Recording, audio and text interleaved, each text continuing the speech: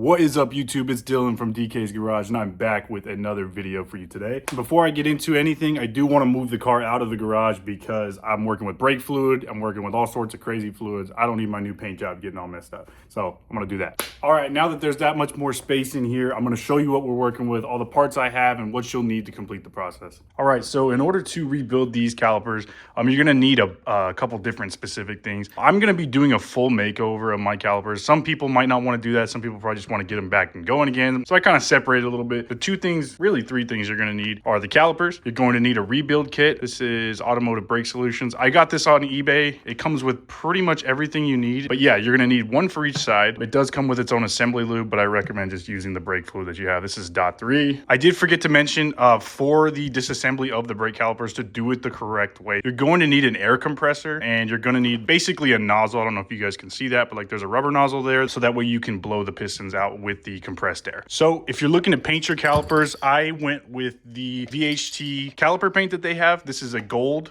with a clear finish, but I do want a clear finish to help become a little bit more durable, as well as the Nissan lettering. I got myself some acrylic paint, and then I can clear coat over it with the high heat clear coat, as well as you're going to need a paintbrush for that. Also, if you're going to be cleaning them, like deep cleaning them, even if you're just rebuilding, it's best to have an abrasive pad. I believe if you look on here, these are the moderate stripping pads. Also, it is good to have a wire brush. I believe these are brass bristles. So for me, the way I'm going to start doing these calipers, we're going to be taking these pins out here and here that hold the brake pads and the hardware in. Basically, you're gonna pop these pins out. See, they're gonna slide all the way through. It's holding these brake pads in, as well as the hardware. Do not get rid of your old pads just yet. We're gonna be using them to compress air a little bit to get these pistons out, and I'll show you that method. Now, as you can see, I have 3 brake pads loaded up with the pins in. And what you're gonna do next, take your air compressor. I use this rubber bit because it's gonna seal this off pretty good. You can use other bits as well, but you're gonna take the compressed air,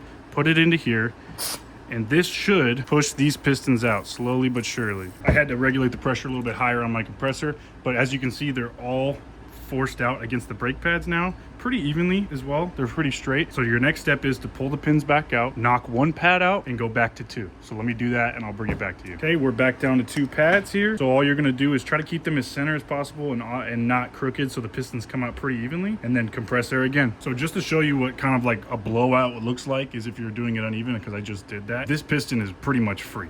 As you can see, you're gonna have to push the piston back down manually, just like that, and you're gonna try it again. So you're gonna have to work your way to the point where all of these slowly get to the point where you can kind of hand pull them out. Apologize for not being able to film the entire process, but my phone is like on fire right now. But basically, there's no rhyme or reason or way to how I did it. Basically, I started with 3 pads. That wasn't really much. Then I went down to 2, and all of a sudden it was kind of doing back and forth. So what I would do is I would put one of these, the 2 pads in there, and then I'd wedge here with my big old wrench, or if you have any wood blocks, that's even better. If you put like little shims or things like that, even better. But the goal is to try to make all 4 pistons come out equally to the point where you can pull them out by hand. So I have these 2 out by hand right now. This one comes out as well, and this last one never really came out, but I was still able to pull it out by hand. It was rough. This one didn't actually want to come out very well, but I still did get it out. So that means I have all 4 pistons out. Now this is ready to be split in half. So now's a good time to crack off your bleeder here, especially since we're getting a new one. If you're not getting a new one and you're willing to paint over it, that's kind of on you. Next, after this, we're gonna be doing the 4 bolts here, here, here, and here. Those are what basically split the caliper in half. Now, a lot of people don't like to split the caliper. Just a side note, that's pretty bad. Very corroded, so I'm glad we're cleaning this. There is some people that say don't split the halves. I believe the Nissan service manual says don't split the halves, but there are 2 O-rings in here that tend to go. I'm here, my kit came with them, I'm gonna split them. It's up to you if you decide not to, but I'm going to. If you weren't gonna split them, your journey kind of ends here. You clean up the pistons, clean up inside all around, and then you put it back together with new seals, and that's kind of where your journey ends. So you're gonna take a 14mm socket, and you're going to buzz off all 4 of these bolts here. Be careful, this is aluminum. I know they don't recommend using an impact, but kind of gets to a point where you want the job done quicker. So there's 1, 2, 3, 4. Now they're all loose. We can actually do these by hand if you really want to, but the bolts pull out, and you can kind of compare the sizes. Already the two halves have split, if you can see that right there. All 4 bolts are the same size. Now, I'm not sure if you can see this on camera, but there are 2 O-rings here and here. My O-rings are completely pinched off. Had I had left these halves together, who knows if this would have failed down the road. So very, very glad we took these apart. Basically, before you start deep cleaning, you're gonna wanna remove these O-rings. Get the thinnest possible screwdriver you have. Reach your screwdriver in there, and you're gonna wanna pop this O-ring out. Just like that. Same thing goes for this side. With the O-rings, these pretty much just walk. They're very easy. You may not even need a pick, but just in case they're seized, same thing. So basically, from here on out, clean it as best as you can, and do not scrape the insides and do not scrape the pistons. So this is the difference. The one on the left here, I have cleaned my best. It's really difficult to get all this stuff off. These haven't even been touched yet, so it kind of just shows you the difference. I mean, there's a lot of grime here, as well as in the piston area. So I've cleaned both calipers now, and now I'm just gonna work on cleaning up these pistons. What I recommend doing is using your brake cleaner, basically taking all of this off as much as you can with a towel. So for example, let's just show you one real quick here. So get all the grime off with a towel. Bottom of it, where like these little tabs are, all the, like the ring around it, if you can, as much as you possibly can. The most critical part is from here to here. This lip and under is really just for your seal and where the brake pad sits. But it is good to get all the grime out because it won't show back up in your piston. So what I'm gonna do is I'm gonna take a fresh Scotch-Brite and just very, very, very lightly go over this, because if you go any deeper and start creating like cross hatchings and stuff like that, then you won't hold pressure. I just want to clean it up as much as I can so we're getting the best in and out flow with the new seals and everything like that. As you can see, you still kind of see those marks right here, but I take this Scotch-Brite and I'm just very, like, you can't even hear me scraping over it. That's how light I'm doing this. And it's really just kind of touching up all those dark spots, all those little baby score marks. Clean it back up, and that piston is completely done. So I spent a lot of time on these. I mean, as you can see, there's still light marks there, but there's nothing crazy. These came out a lot better than I thought they would. But yeah, so now that this is done, I'm gonna hang up those calipers and I'm gonna start painting. All right, I almost forgot to mention, you do want to mask basically the part where these two join together, because you don't want anything to be uneven on that surface. You do want to mask the piston area. Basically just put some tape in the actual feed-in area so no paint like pulls up in there. And then I throw the old bleeder back in like very loosely. It will be painted on, but at least the threads are covered, and then you can easily wrench this out, no problem. All right, so I finished masking everything on the calipers. These are all clean. So the next step is for me to hang these up and paint.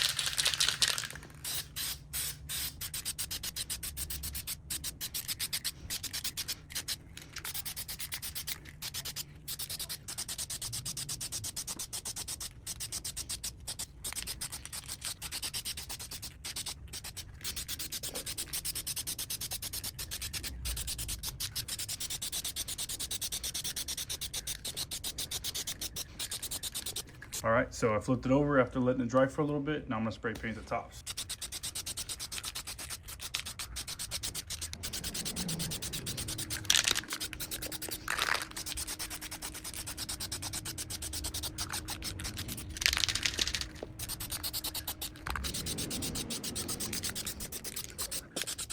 So while the first coat of paint is drying, I decided it's probably a good idea to do the hardware. So I've been kind of messing with these. They're not perfect, obviously, but they're a lot better than they were. This is what it looks like before. That's like what it looks like after. All I did was take the Scotch-Brite that we use for the calipers, and I used degreaser and just light scuff. If you notice, some of the coating will come off, and this is like a zinc coating, or I think it's zinc, I'm not too sure.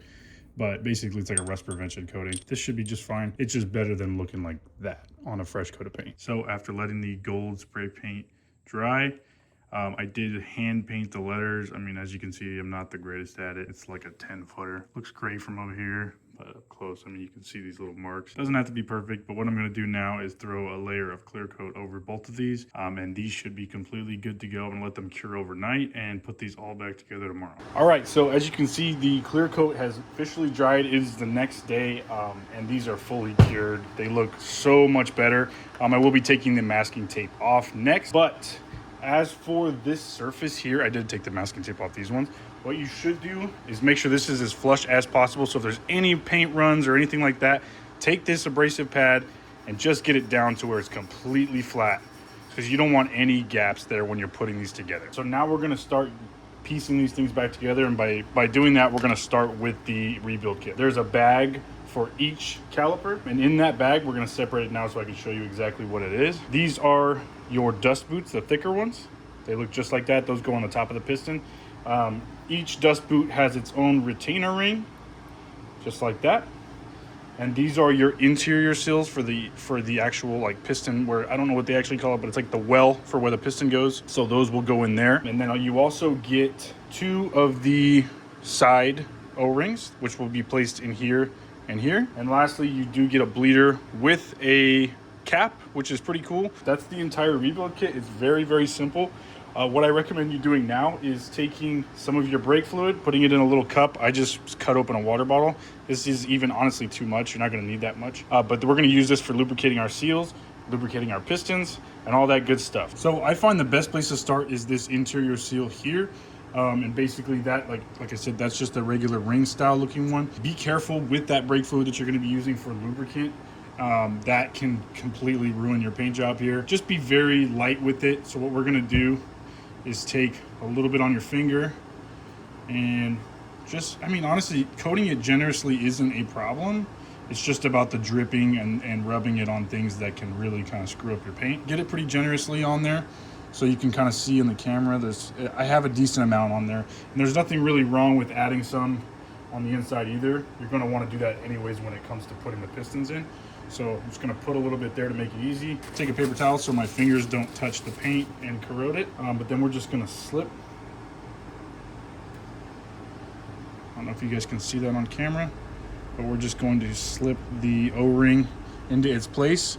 And you can kind of chase it with your finger, and it should just slide right into the hole and pop in just like that.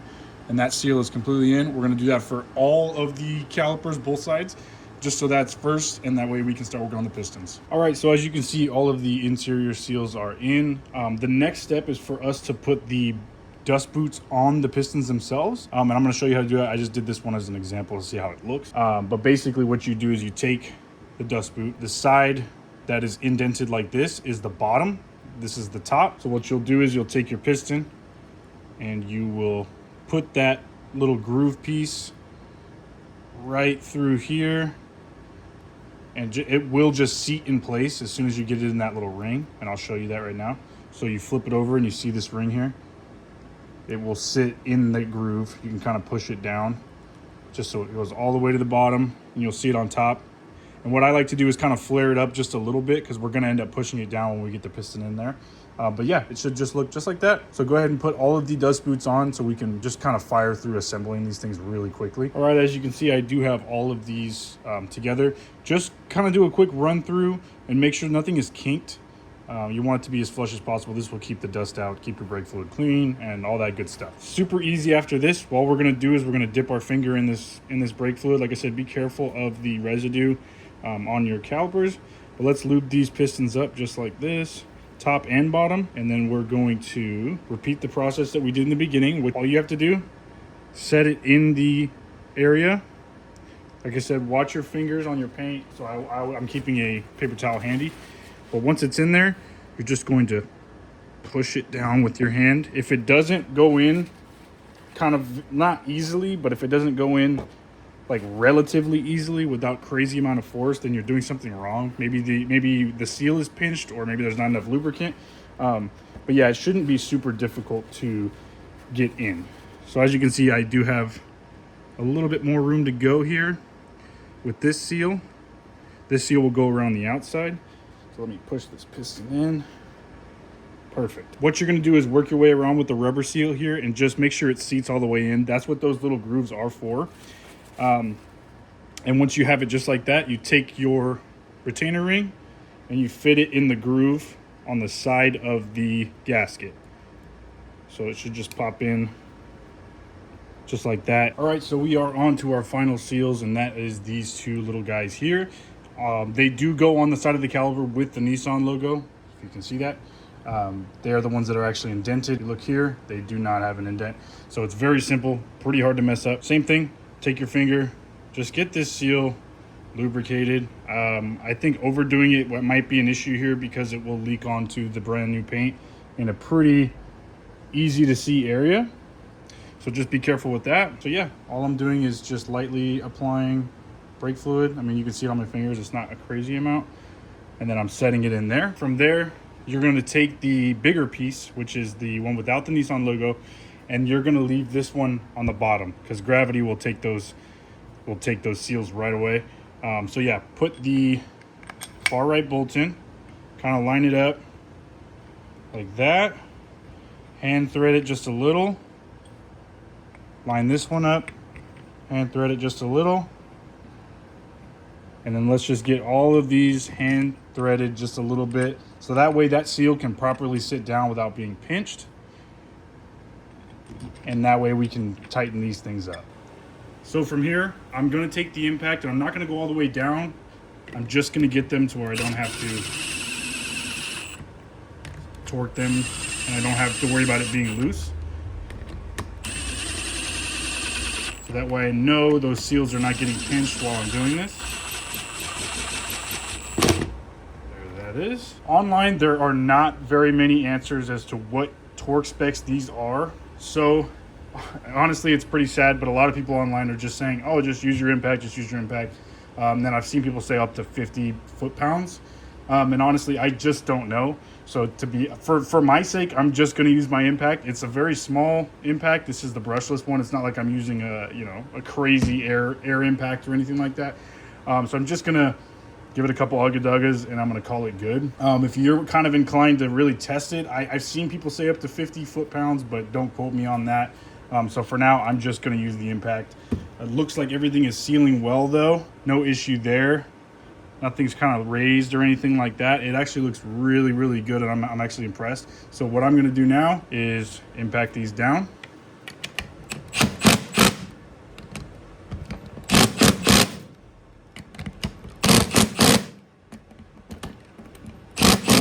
And that leaves us with the caliper back together, new pistons in. Last but not least, we are going to do the brand new bleeder. What I'm going to do is I'm going to put the seal that it gave us over the top of the nipple here, just like that. And then I'm going to hand thread the bleeder right into here. So that's hand tight all the way down, and I'll just throw the cap on just for visual. That's how it looks. So this caliper is 100% rebuilt, repainted, and done, ready to go on the car. I'm going to go ahead and put the other one together and call that done, but I will finish it up with a couple clips just so you guys can see how they look. All right, so ladies and gentlemen, these are completely rebuilt, both of them. They look great. I'm actually so excited. I did not think they were going to come out this great, especially being as though they were pretty trashed when I pulled them off the car. But yeah, these are going to be awesome. And that, just to show you, this is how the hardware looks as if you don't polish it. It's really not bad. I thought it'd be a lot worse. But it's really not that bad, and I feel like if I went with too shiny, it would almost not make any sort of sense for this. Plus, this is going to be on the inside of the wheel. This will be facing out, so it's not like you're going to be able to see these anyways unless you're really, really looking for it. If you have any questions, please put them in the comments below. If I can't answer them, I'm sure there's somebody that is able to answer them. I cannot wait to throw these on the car, and I really want to show you guys. Just look at that. Look at the color contrast. I do have white wheels. Blue car, white wheels, and gold. I think this is probably the best color I could have gone with. I looked at blues and it just doesn't match my blue on the car. I don't want white to blend in, and red I think is just, I don't know, it's too common. So I think the gold and white was probably my best choice. Let me know what you think in the comments. That is going to do it for me today, guys. Thank you so much for watching. Please like, comment, and subscribe. I really would appreciate it. We've gone over the 1,000 subscriber mark, so that is amazing. I can't believe you guys have got me there already. So yeah, let's push that further. I have a bunch of more content coming out. I do have the rears to rebuild, and I have to put them on the car. It's going to be awesome, so stay tuned for that. Hopefully that video will be up in the next couple weeks. Yeah, sorry for the lengthy video, but it is what it is. Catch you guys in the next one. Peace.